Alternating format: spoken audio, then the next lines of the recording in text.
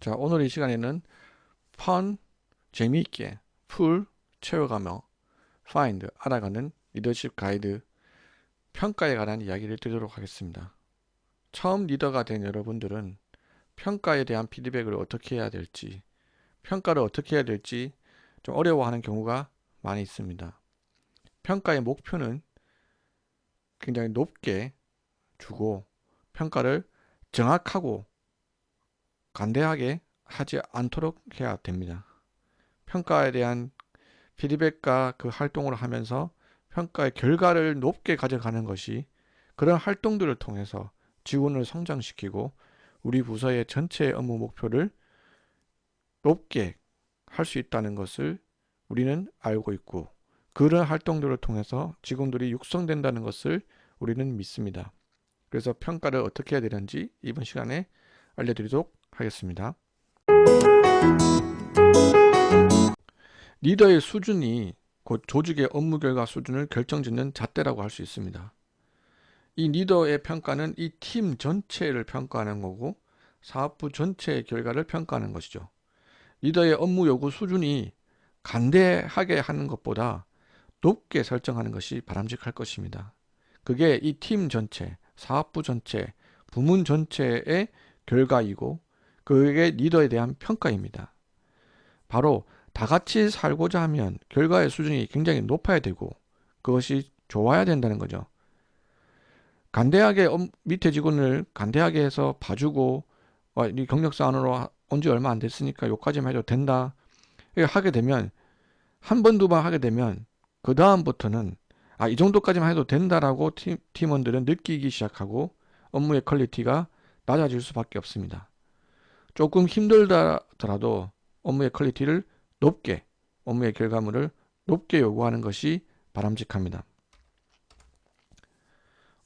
업무 평가를 할 때는 정확하게 평가해서 피드백 해주는 것이 그 직원의 발전에도 도움이 되고 조직 전체의 업무 성과에도 도움이 됩니다. 우리는 그럴 것이 이 직원에게 호의를 베푸는 겁니다.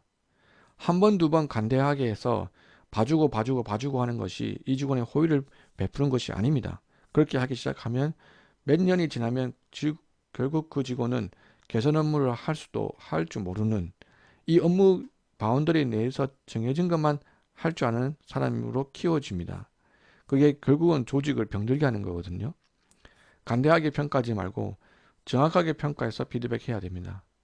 정확하게 평가하기 위해서는 평소에 업무의 진행 진척 현황이라든지 업무의 어려운 점이 무엇인지 이 직원이 개인적으로는 개인 성향이 어떤지 뭐가 어떤지 계속 커뮤니케이션하고 자리에 찾아가서 이야기하고 잦은 소통이 이루어질 수밖에 없습니다. 회사에서는 다양한 툴들이 아마 제공되어질 겁니다. 인사평가 피드백을 하라고 공지가 나갈 거고 동료 피드백이 있는 회사도 있을 것이고 경력개발 면담을 해라고 할 수도 있고 다면 진단이라는 것도 하고 있고 조직문화 진단이라는 활동도 여러 가지를 하고 있는 회사들이 많이 있을 겁니다. 이런 다양한 툴들을 영리하게 활용하셔야 되는 겁니다. 그거를 그런 거에 대한 결과를 피드백한다고 1대1로 피드백을 한다거나 모여가지고 이야기를 한다거나 이런 활동들이 잘하는 리더들은 다양하게 활용을 하시는입니다. 근데 리더로서의 못하는 리더들은 이런 다양한 툴들이 있음에도 불구하고 활용하지 않고 평소에 이야기를 하지 않고 뜬금없이 인사고과 평가에 굉장히 낮은 점수를 어떤 직원한테 준다 이거죠. 그럼 그 직원이 인사고과 이의를 신청합니다. 왜? 평소에 그런 이야기를 들어보지 못했으니까요.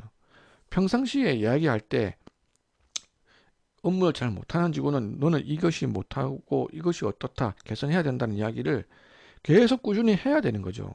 그걸 있는 상태에서 인사고과가 안 좋게 나오면 계속 그런 피드백을 받아왔기 때문에 받아들이는데 수용성이 높아지는데 평소에는 그런 이야기가 없다가 갑자기 인사고과 평가를 하라니까 이벤트식으로 해버리니까 직원이 수용도가 낮아지는 겁니다. 리더 여러분, 성과 관리는 현업에 있는 라인 매니저가 하는 겁니다. 그 성과 관리를 하는 공지를 올리고 운영하는 팀이 인사팀이라고 해서 인사팀에서 성과 관리를 하는 게 아닙니다. 리더 여러분이 맡고 있는 부서의 성과 관리, 조직 관리를 하는 리더인 겁니다.